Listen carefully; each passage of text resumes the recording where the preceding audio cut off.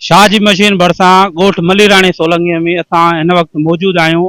अचो त उन्हनि सां ॻाल्हायूं त उन्हनि जो वधीक छा चवणु आहे बुनियादी सहूलियतुनि जे हवाले सां। असांजे ॻोठ मलीराणी सोलंगी जो जेको असांजो एहतिजाज आहे उनजो मक़सदु आहे त असांखे पंहिंजो बुनियादी सहूलियतूं ॾियो जेके असांजो हक़ आहे। हेॾे सारे वॾे ॻोठ में जेको तालुके जो तमामु वॾो ॻोठ आहे ऐं क़दीमी ॻोठ आहे उनखे न रोड आहे न जेकॾहिं रोड आहे त उनजी रिपेयर कान थी थिए, उनजा पथर उखड़ी विया आहिनि, ड्रेनेज जो सिस्टम कोन्हे को असां वटि गैस कान्हे का, असां वटि अस्पताल कान्हे का। मतिलबु त कंहिं बि इनखे जेके ज़रूरतूं आहिनि उन्हनि खां असांजे ॻोठ खे माना नज़र अंदाज़ कयो वियो आहे। उनजे करे असां पंहिंजे एहतिजाज जे ज़रिए चूंडियल तक जे MPA ऐं MNA खे अर्ज़ था कयूं त महिरबानी करे असांजे ॻोठ खे रहियल सहूलियतूं ॾेई असां मुंहुं बेचैनी ख़तमु कई वञे। सोलंगी तालके सूबेदेरे जो वॾे में वॾी आबादी रखंदड़ ॻोठ आहे।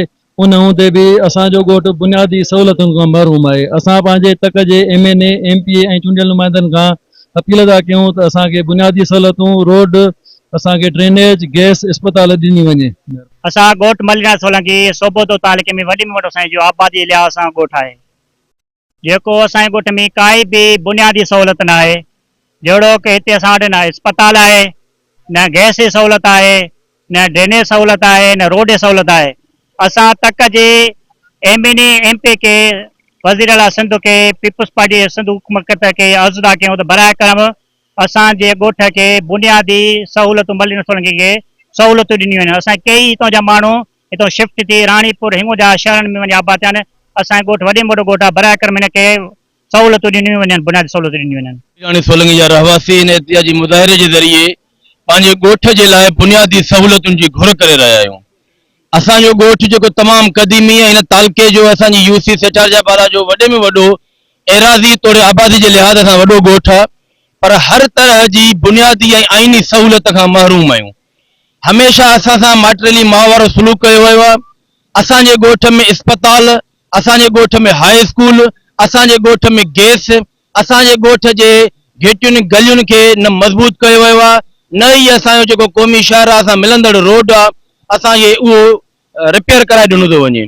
असांजे ॻोठ जे रोड जी हालत इहा आहे त गाॾियूं जेकी असांजूं उन मथां गुज़री रहियूं आहिनि उन्हनि जा टायर मुसलसिल ज़ाया थियो वञनि, पर तव्हां पैदल उन रोड सां कॾहिं बि सफ़र न करे सघंदव। उतां जा हेठां जा पयल रोड जा पथर ॿाहिरि निकिरी विया आहिनि।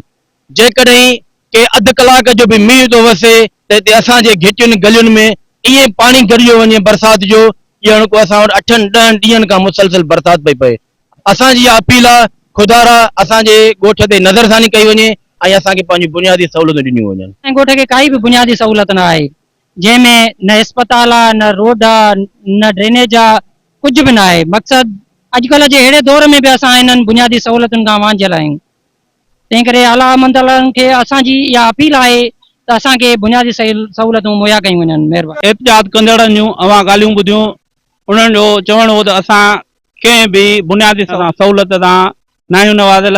कैमरा टीम सां गॾु वकार अली सोलंगी, शाहजी मशीन।